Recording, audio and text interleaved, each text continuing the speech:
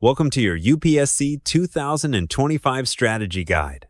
The UPSC Civil Services examination consists of 3 stages: prelims, mains, and interview. Today we'll explore how to crack this prestigious exam in just 1 year with the right approach and dedication.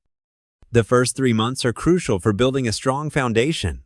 Start with insert textbooks from classes 6 to 12. Month 1 focuses on history and geography. Month 2 covers polity and economics. And Month 3 handles science subjects with comprehensive revision. This foundation will support all your future preparation. Months 4 to 9 are your intensive preparation phase.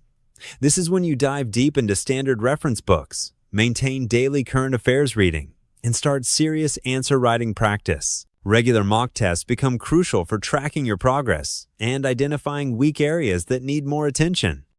The final 3 months are your sprint to the finish line. Month 10 focuses on complete revision of all subjects.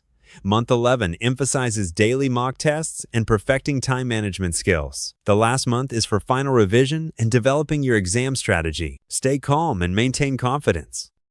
Remember these key success mantras. Maintain consistency in your daily routine. Take care of your physical and mental health. Stay confident in your abilities. And stick to your strategic plan.